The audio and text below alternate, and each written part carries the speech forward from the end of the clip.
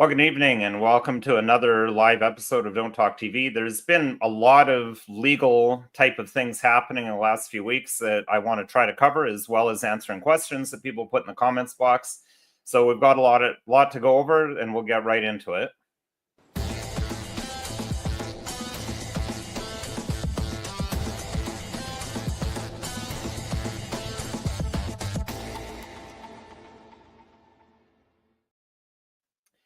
Hello, my name's Nicholas Wansbutter. I'm a lawyer in Stratford, Ontario, Canada, and welcome to Don't Talk TV. So it's our first Thursday of the month live stream. So thank you for everyone that's here. I see we've already got a number of comments in the comment section, so thank you for that. So as I said, there's a number of things we're going to cover. One of the things that we'll cover is the announcement that was made this afternoon about further gun bans and what they're planning on doing with those guns. We'll be talking about that a bit later. I also do have a special announcement for another live stream that we're going to have next week. So please stay with us to hear that announcement because I think it'll be worth your while. And I also wanted to show off some new swag that I have today, the Don't Talk TV themed mug that my PR guy Richard had a couple samples made up. One of these is on its way to Maxime Bernier, but thanks to Canada Post, he doesn't have it yet. Now, these aren't in full production, but we're interested to know, are viewers interested in these? Because if they are, then we could, obviously the template's been made up. We could make it happen for them to be produced such that people could buy them if people are interested. And my wife is also pointing out to me the fact that, of course, our logo has the caricature of me from back in the day when I had a handlebar mustache. So she said, well, now that these mugs are out, you have no choice. You have to grow it back. So we'll see. I as fun as it was, it's a lot of work. So that's why I keep hesitating on that. But let's get straight into it. We got a lot of things I want to talk about. So just to give you a rundown of the things that I want to talk about here, aside, of course, from your questions. So we've got the recent Parliament occupation, Jews in favor of Palestine, I guess in favor of the freedom of Palestine, or however they worded it. I mean, they went right into the Parliament. We'll talk a bit about that. We'll answer a question that I had about Ezra Levant getting arrested and my views on that. I thought it was worth revisiting. We'll also talk about a recent survey that was sent to members of the Canadian Armed Forces. I have a lot of friends that I know that are still in the Canadian Armed Forces.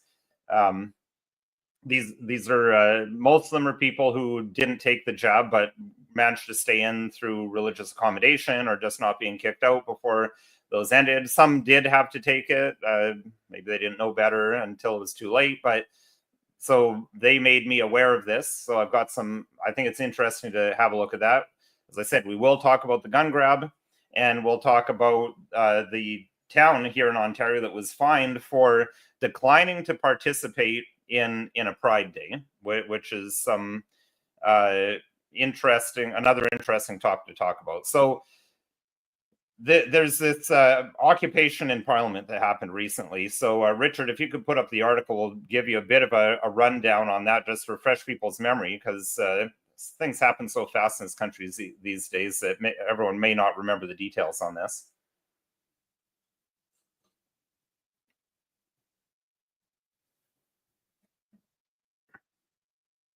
Okay, so this is from CTV News.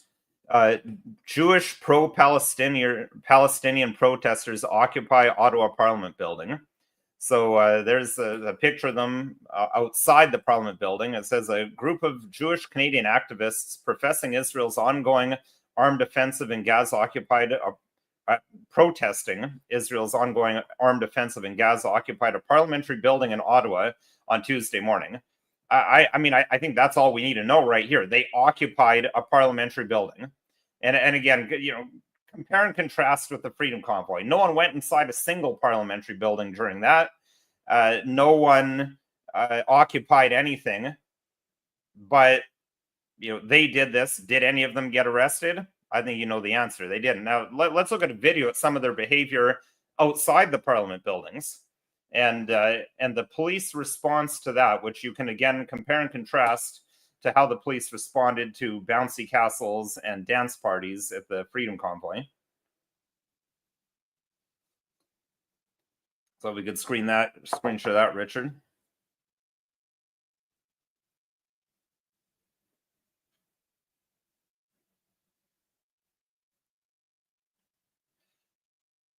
So I'm not sure why the audio isn't coming through, but you can see these are RCMP vehicles that are, I don't know who they're transporting. Some people suggested maybe it was the Prime Minister himself, but they're blocking it. You know, the RCMP, they're kind of getting out and talking to these individuals, as you can see here.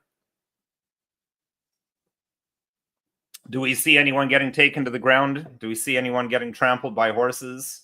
Do we see any tear gas being deployed? Yeah, I actually recognize that intersection. I think that building just over that guy's left shoulder, he's flipped around. That's where Maxime Bernier was there, right there behind the Palestinian flag. Maxime Bernier was doing his pancakes at the Freedom Convoy there. So you can stop sharing now, Richard. Thanks. So we can see how you get treated if you're waving a Palestinian flag, or really, I think any non-Canadian flag would do. I don't think it's just a Palestinian thing. There, it's you know, they don't get arrested. They're not getting trampled. They're not getting tear gassed. But then, you know, we know what happened at the Freedom Convoy. So this is another example of the selective enforcement of the law that I've been talking about for years on this channel. Seems like I've been talking about it a lot more lately. I mean, what more can I say about it? This is obviously not justice or the rule of law. I mean, rule of law is where the law is the same for everyone and everyone is treated the same under that law. I talked about this in last week's episode, so you can look at that for a bit more information, and I linked to some videos. But this is just yet another example, and it's just so bizarre to me that in this country, it's people waving other countries' flags that get the special treatment, not the people waving Canada's own flag. So it's you know, it's a troubling thing. But you know, on the topic of the selective enforcement and the two tiers, we had a question when I was commenting on Ezra Levant getting arrested, getting himself arrested. Chris Freestone here is saying that Ezra is a master grifter. But let's, Richard, if you could put up the comment that I got on the previous episode, taking me to task for my commentary on that.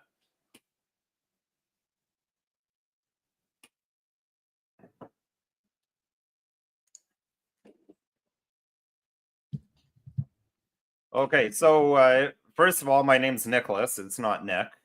So he says, good piece overall. However, while I agree Ezra is usually out for publicity, in this case, what he did was exactly what is needed to highlight the two-tier policing. Glossing it over by calling it a publicity stunt is doing a disservice to the Jewish people and cause. Diminishing the fact that his arrest and being told to stay in his area exemplifies the attitude toward Jews. Okay, I don't even know what that means, what this attitude toward Jews is supposed to be. Who has this attitude? Our government sure doesn't. I mean, you know, he talks also about how Jews need and deserve our support, and would expect me to be more supportive of this. I mean, let me put it this way. Jewish people are the only people in this country who have their own particular special protections. They're the only one. I mean, their episode, Richard, episode 130. I know it's around the 136. There we go. You know, how the CPC private members bill made it illegal to debate the Holocaust. Now, unless and until they are able to unless and until they pass the law making it illegal to talk about the residential schools, which we also talked about in a recent episode, until that passes, Jewish people are the only ones that have this very particular and specific protection that no one else has, that you're not even allowed to question an event of their history. Whereas you're allowed to burn down churches. You can question whatever you want about anyone else and their history. As far as our government's concerned, I mean, if you question some religions, you might be getting death threats or have your house bombed, but that's not the government that's going to do that. And there's very heavy penalties that are handed down by our government. Another recent episode just checking my notes here. Richard, if you can maybe just put that up there, episode 199, and we talked about what sort of punishments are being handed down to people. I mean, the Sohei Shapu case, I mean, this is a person who is just saying mean things about Jewish people. Like, he didn't kill anyone, he didn't hurt anyone, he didn't physically attack anyone, he didn't vandalize anything. He was just saying things that were not flattering to Jewish people, and he went to jail. He's been sentenced to years in jail. So I just don't disagree. I just can't agree that the facts on the ground support this suggestion that Jewish people are some, being persecuted by the Canadian government in some way and being told to stay in their place by the Canadian government. That's just simply not the case. Our government is hugely supportive of Israel and the Jewish people. And, I'm not even going to talk about who I support, who I don't support, because I don't talk about things that I'm compelled by law to have a certain position. So you're not going to know what my position is on that. But let's watch a little bit of Ezra getting arrested. And this has nothing to do with him being Jewish. He tried to play it that way. And he said, oh, is it because I'm Jewish? But let's just watch a bit. It's clearly not that. It's because he's being a troublemaker. It's not because he's Jewish or telling him to stay in his place. They're just trying to keep the protesters apart. And he's in there stirring the pot, trying to incite some sort of reaction from the Palestinian protesters. So, Richard, you can start playing it there.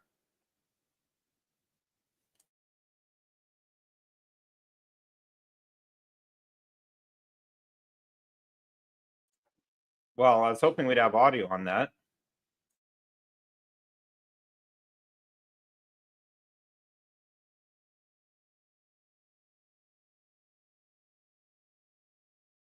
All right. Well, without audio, we're not going to be able to do that justice. But I mean, this clip here, when the officer's talking to Mr. Levant, I watched it before today's episode just to refresh my memory on it. And the officer's saying, no, like, you're allowed to be here. You're allowed to protest. We just don't want you in here mixing it up with the pro-Palestinian protesters and inciting them. He was essentially breaching the peace. And I mean, the law on breaching the peace is pretty clear that you can't do things that are going to incite a crowd to get in, start some dispute, have a breach of the peace. So note also that the video is almost 8 minutes long. So he was in there heckling and debating with the police and arguing with them and refusing to leave for 8 minutes before they finally said, you know what, like, we have no choice. They're not, you're not listening to us. So we're just going to have to arrest you. So that's why I say he essentially forced them to arrest him, because he just wasn't leaving. They had no other option to get him to stop doing what he was doing. So I think my comments were I still hold that my comments were on point with what he was doing there. It was a publicity stunt. He's trying to play it off as this is some sort of anti-Semitism, and it's because he's Jewish that he got arrested. But from what the video, and we'll put a link in the show description, the evidence, what actually happened on the ground, just doesn't support that. It's not because he's Jewish. It's because he is persisting in causing problems and trying to insert himself into the Palestinian part of the crowd to cause problems. So, and he wouldn't listen to the police, and the police are allowed to remove people. So a question here, Prairie is saying, not a fan of Ezra myself, but how is mere presence inciting? Well, he wasn't just merely present. If he was merely present nearby filming, that would be merely present, but he wasn't doing that. He was right in the midst of them and like heckling them and trying to cause problems and just causing grief to the police. So when you're like actually pushing your way in amidst the protesters, you're causing problems. So he's not merely present. That's not an accurate thing to say, that that's all he was doing was being merely present. But I want to move on and talk about this very interesting survey that's been sent to members of the Canadian Armed Forces. So, Richard, if you could start sharing some of those photos or those screenshots of some of the questions.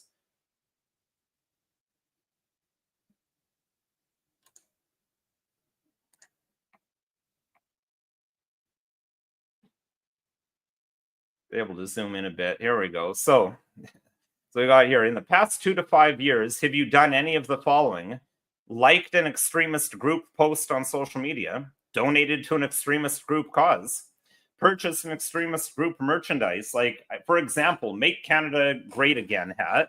So, I mean, there is a tip off right there. We already know, looking at this, what they're talking about. I guarantee you that Free Palestine stuff, that's not extremist group. Jews for Palestine, that's not an extremist group. That Greater Israel thing, where you'll see some of their troops have had those morale patches on their body armor, saying that is essentially saying Greater Israel should be like the entire Middle East area, eventually get rid of all the Muslim people around there. That's not extremist. Antifa's not extremist. No, it's Make Canada Great Again is extremist. Anything pro Canada. Have you formally been a member of an extremist group? I laugh because I can't believe they think that anyone would actually answer any of these. Liked an extremist group on social media, donated to an extremist cause. Oh, that's the same one. Are you able to go to the next one without? I guess we get to see your background there.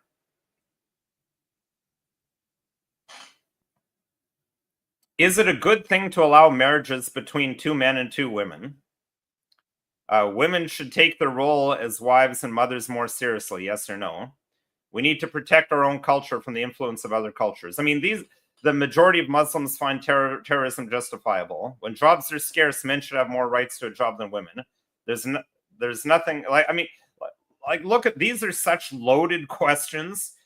It's so clear what they're getting at here. I mean, if you answer, other than the one, there's nothing wrong about homosexuality, that's the one where you could answer yes, and you probably wouldn't be getting court-martialed. But, minority groups provide too many supports. There's a natural hierarchy among races. Blacks and whites should not get married. Jews have too much influence in Canada. The federal government restricted personal freedoms too much during the COVID pandemic. So, Richard, I think we've seen enough, Richard. You can stop that. I mean, you can see what these questions are geared towards. I mean, I think it's very interesting, worth looking at, because, one, it's a perfect example of don't talk. Like, you should, like, if you get a questionnaire like that, you should go running in the opposite direction. Do not answer any of those questions. Because, I mean, those are just like trap questions. You answer the wrong way, you're in trouble. But looking at the collection of questions, you can see a very common theme. And I think it's interesting because it's the Canadian Armed Forces subtly telling its members what are acceptable views for them to hold and what are not acceptable views.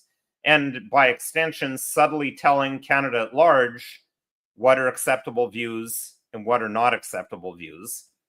And it's exceptional because the Canadian Armed Forces, historically, most militaries, are supposed to be apolitical, but those questions are so political, and you're only allowed to have, it's clear, you're only allowed to have the particular views that Canada is a post-national state with no culture, and you're not allowed to believe in any sort of hierarchy, be it between races, be it between genders. You're not allowed to favor traditional family values. You're not allowed to have concerns over, you're just, forget freedom of religion and thoughts. I don't even know how to pronounce that, but I've just put it on the view. Nothing subtle about it. Fair enough. It isn't very subtle. It's actually pretty heavy-handed. I mean, it's only subtle insofar as they're not straight up saying you are not allowed to believe this, but by inference, by implication, it's clear. I mean, this is to me, this is like Soviet level stuff. And you know, I mean, read 1984. This is the whole like 1984 wrong think kind of stuff. Although, and I mean, they're telling us what's wrong think and what's right think.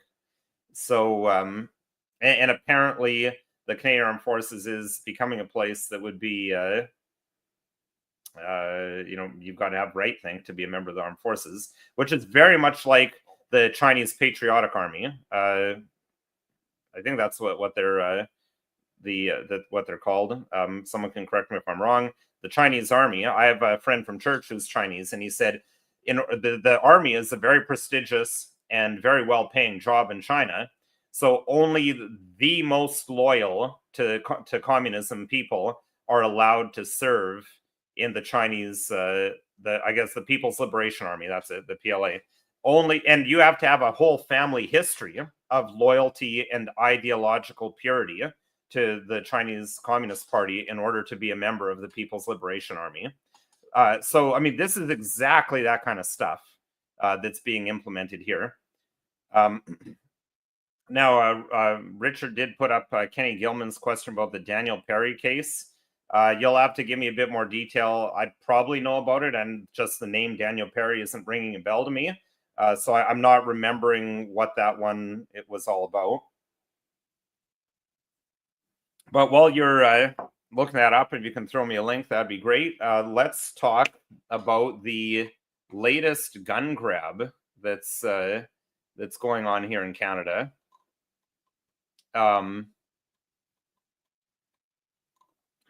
So just today, there was another announcement, another press conference. And of course, because tomorrow is this 30-some anniversary, 35th anniversary, something like that.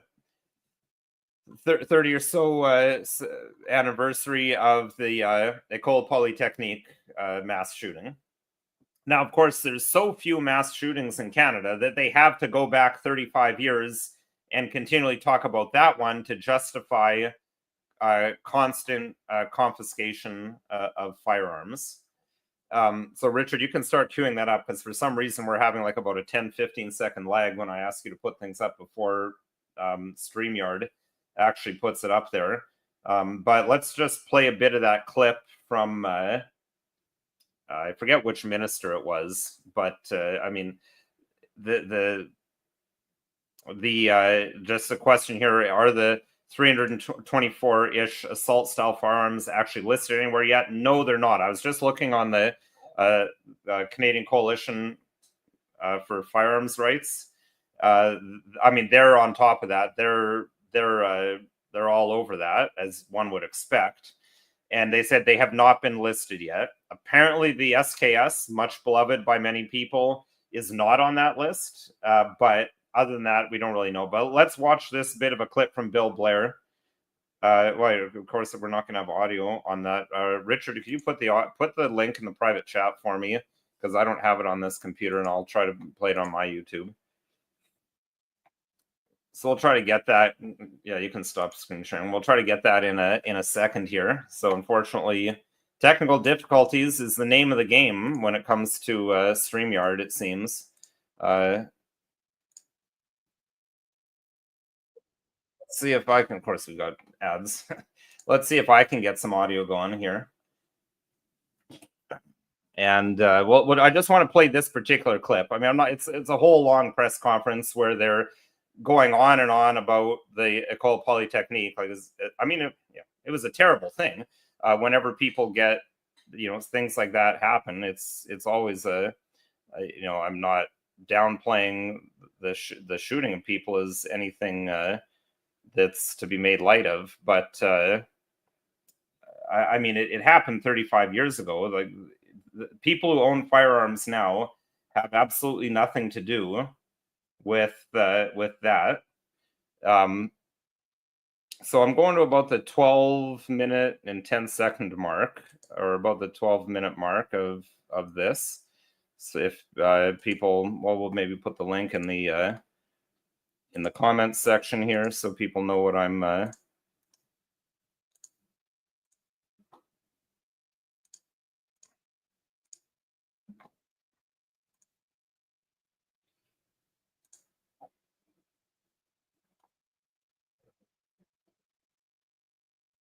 okay, let's see if I can share the audio.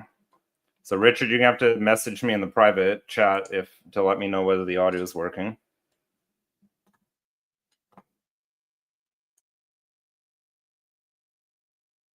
Russia's brutal and unjustified invasion of Ukraine, Canada has and continues to make every effort to support our Ukrainian allies in their fight to defend their territory, their sovereignty, their citizens, and to win this war.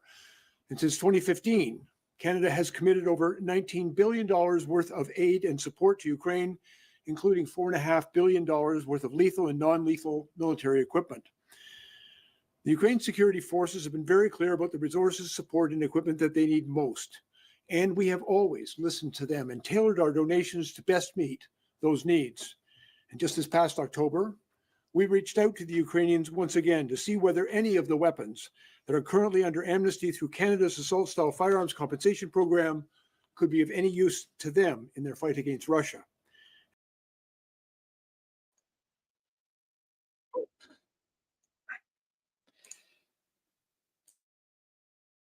So I just stopped it there. I mean, that's the key part there. So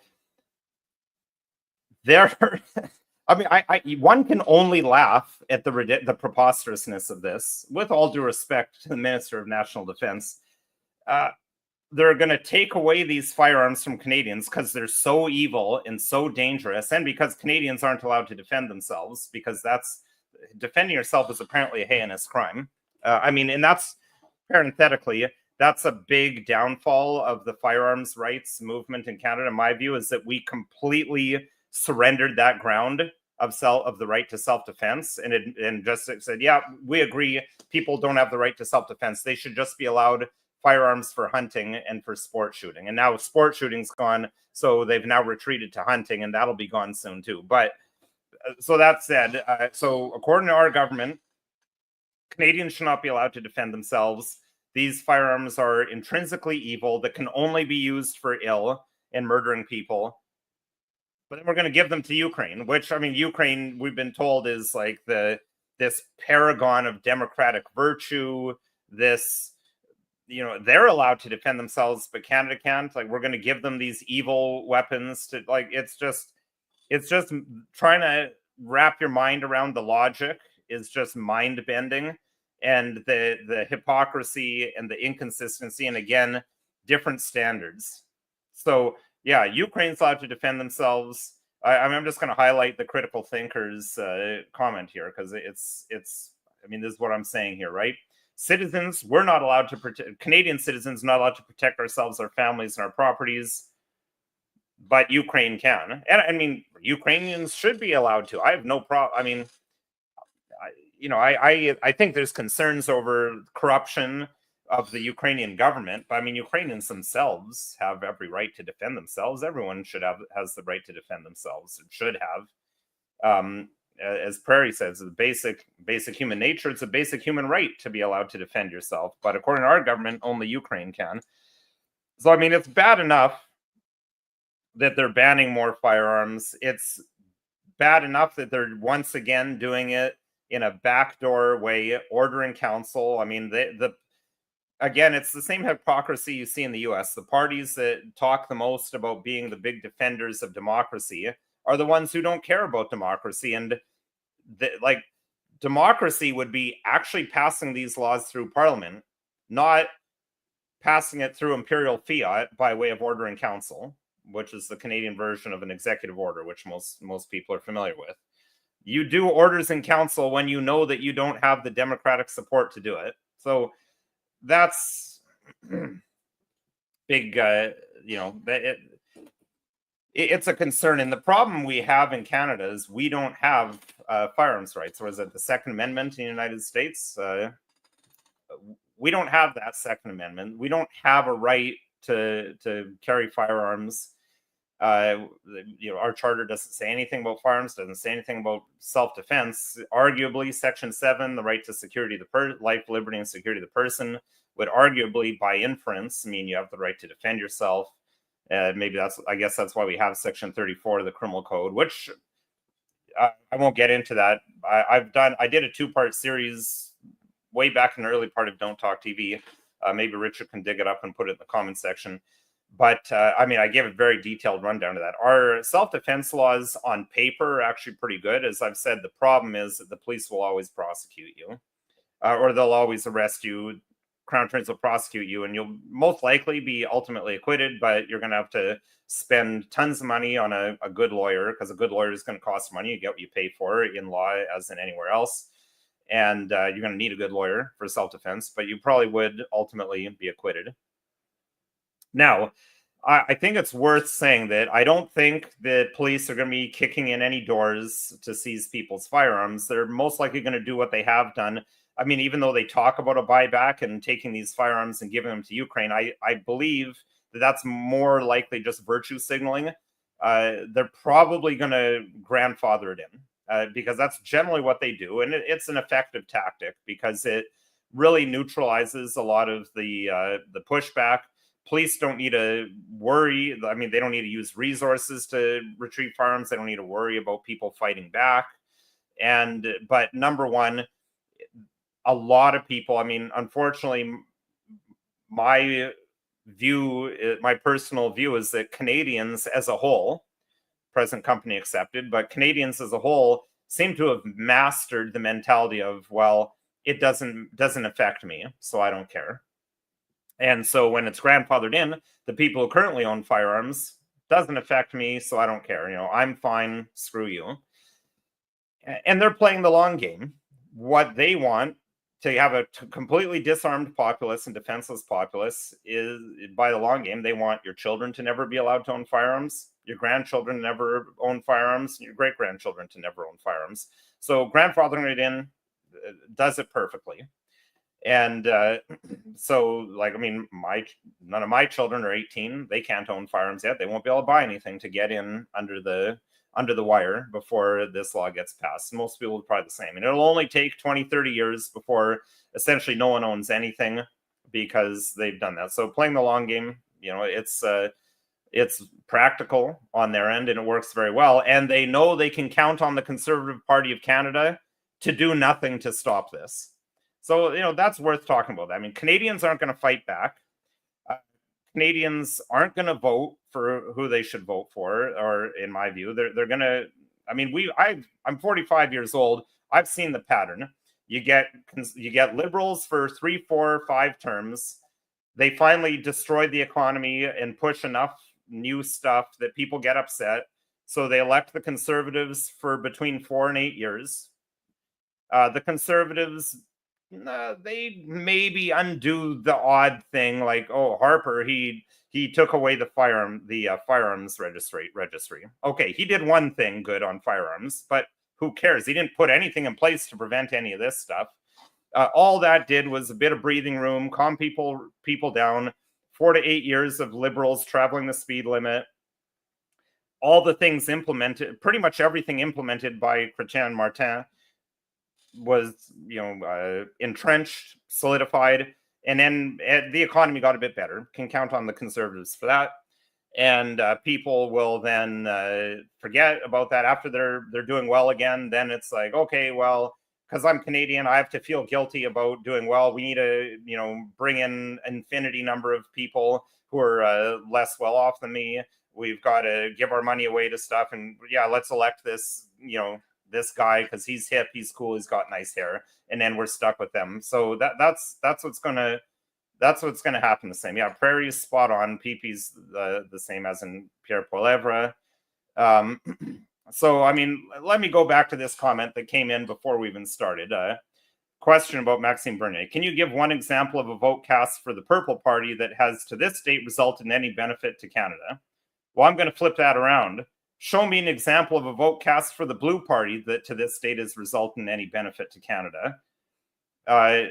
Practical voting. I personally, I mean, you vote how the way you want. Unlike Conservative Party of Canada supporters, I'm not going to go around angrily telling people how you need to vote. I'm going to say how I'm going to vote. I'm going to say that I think it's a mistake to vote for other parties, and I'll give you reasons, but my reasons are not practicality. Or if they are practicality, they're more long view practicality. The Conservative Party is a temporary Band-Aid, a temporary soma, a little bit of Advil to make you forget that you have a brain tumor for a few hours, and then it's going to come raging back when they do nothing to fix anything in the long term. So that's why, I'm old enough that I've seen this movie enough times that I know exactly what's going to happen when the Conservatives get elected in 2025. And I'm gonna vote my conscience in what I want to vote. That's all I have control over. I know that everyone else in Canada is going to vote Conservative. I can't stop that. All I can do is vote the way I'm going to vote. And we know what's going to happen. And you heard it here first. We'll see. We'll come back in 5 years after the Conservatives have been elected. I mean, they'll do some things. They'll do some things. I mean, don't get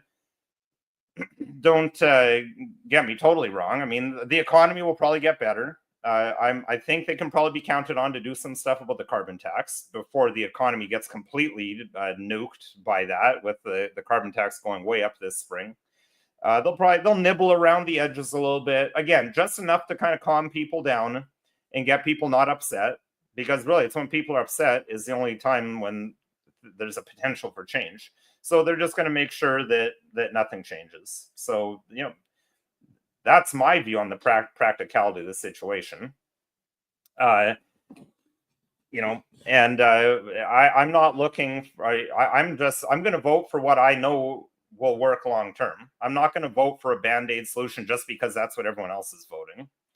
So that's probably enough said about that. As fun as it was to rant about Canadian politics and about the Uniparty, I don't want to be here all night. As much as I enjoy talking to all of you, I do have a family who wants to see me, as I've mentioned from time to time. So let's talk about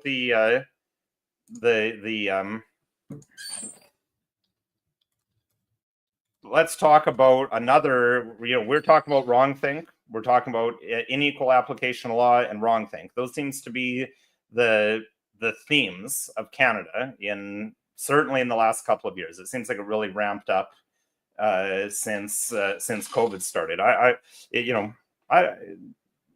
would be interesting to do a deep dive into all the connections between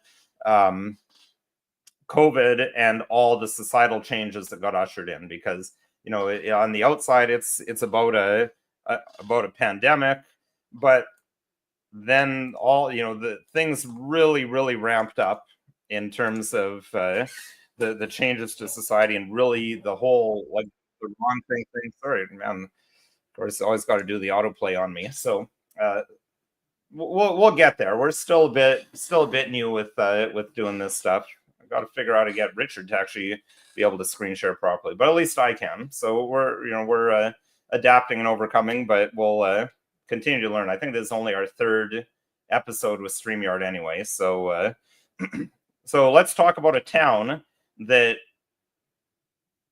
didn't say anything against LGBT people. They just decided not to do a Pride Day. Let's have a look at that.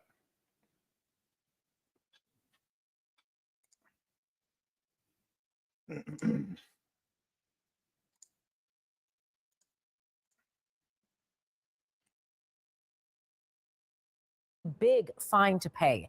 The township of Emo, located near the Minnesota border, will have to pay thousands of dollars to a local 2S LGBTQ+ organization after the town refused to recognize Pride Month. Standing by live in studio with more on this is CTV's Alexander Hollick. Alexander, how much money are we talking about? A total of $15,000, Marilee. And that's not all. The mayor and the CAO were also ordered to take human rights training.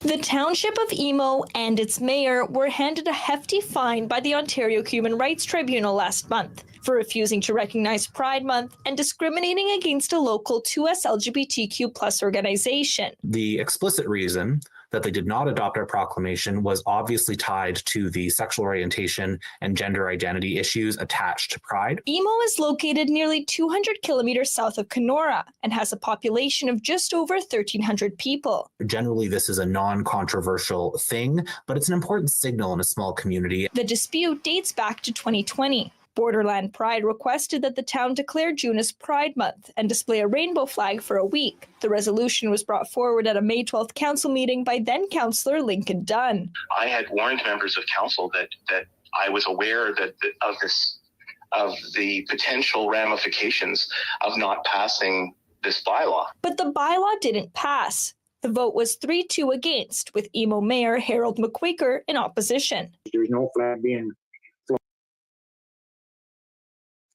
So I think that's enough to give you a flavor.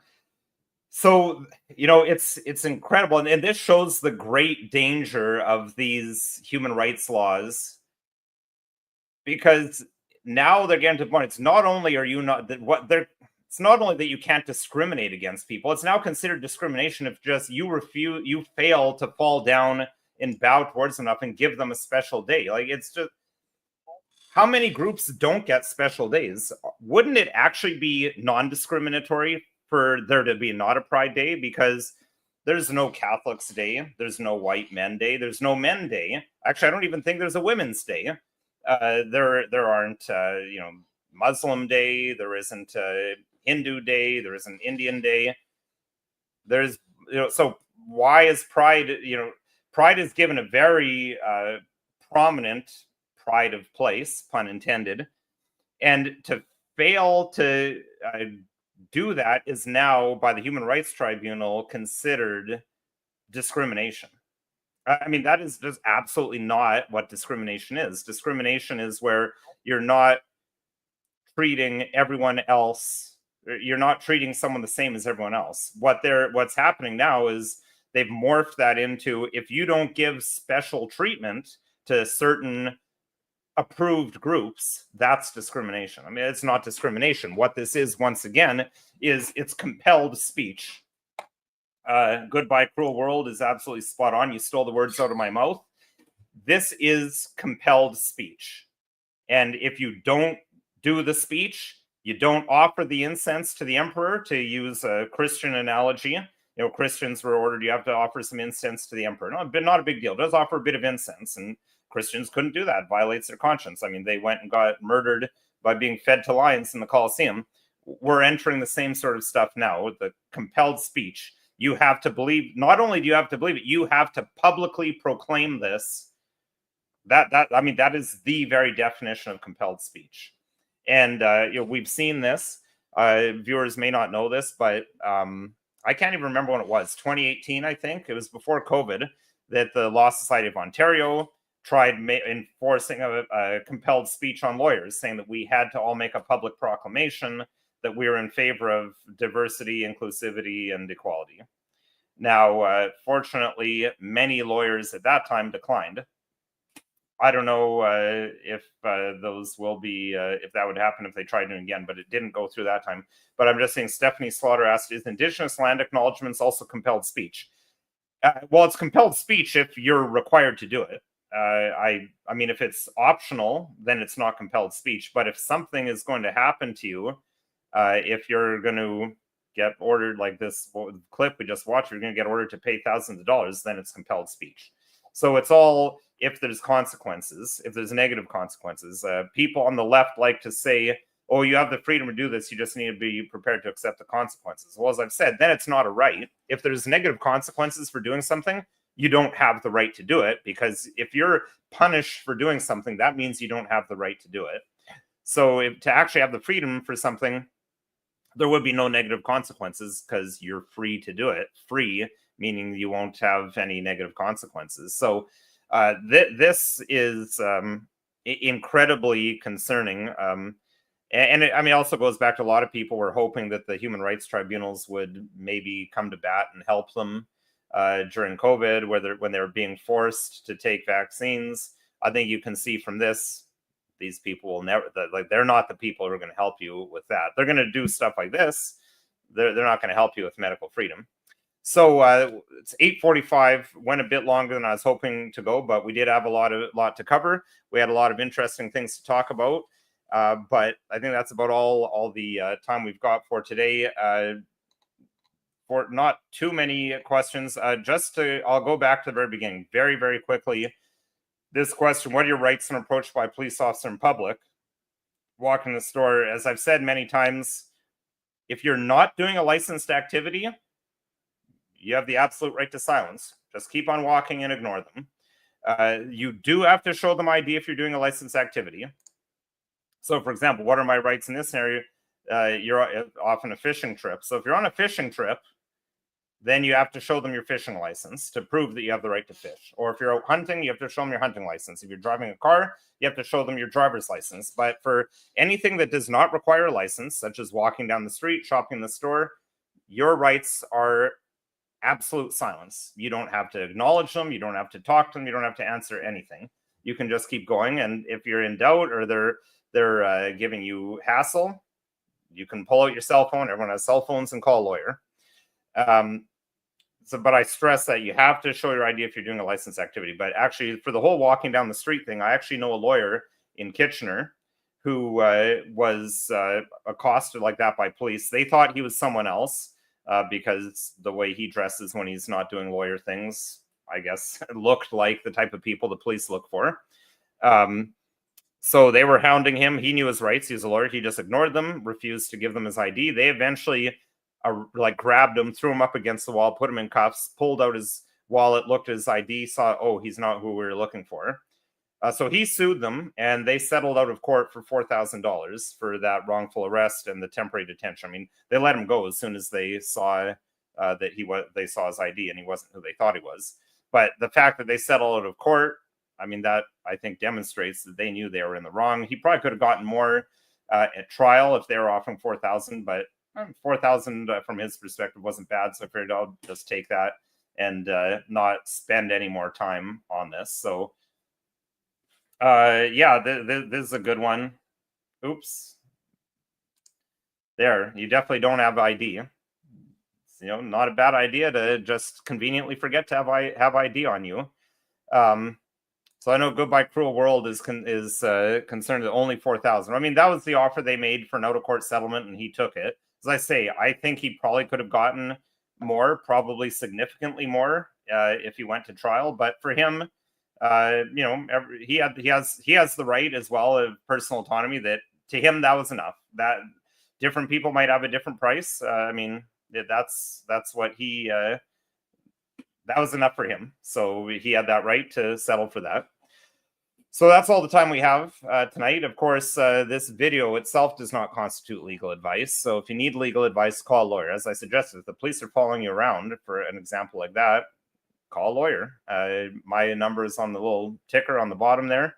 So you can call me, call another lawyer. I'm, during the day, I'm in court almost all the time. So admittedly, I may be hard to get a hold of. So feel free to call someone else. But there's my number and my website. But before I forget, I mentioned there was a very important announcement. So for those of you who stuck around, you get to hear about this. Next week, we're doing another live. And Richard, give me the screen share. You'll see who we're doing the live stream with. I have a very interesting guest for next week. So I get a drum roll here. Richard, are you awake? Okay, I guess he doesn't have anything to share. I thought he had it all good to go. Theo Fleury, well-known Canadian hockey player, but also well-known for being an advocate of freedom and people's rights and an advocate of people's recovery from addiction issues. Theo Fleury is going to be joining us next week on Don't Talk TV. So same place, same time. If you're interested on seeing me have a chat with Mr. Fleury, please join us 8 p.m. next week on Thursday. And if you liked, and please share that around, spread the word on that if you think other people would be interested in that. And of course, if you found this video at all interesting, helpful, informative, please consider liking, sharing, subscribing, and following us on social media. And of course, I forgot suggestions we're open to.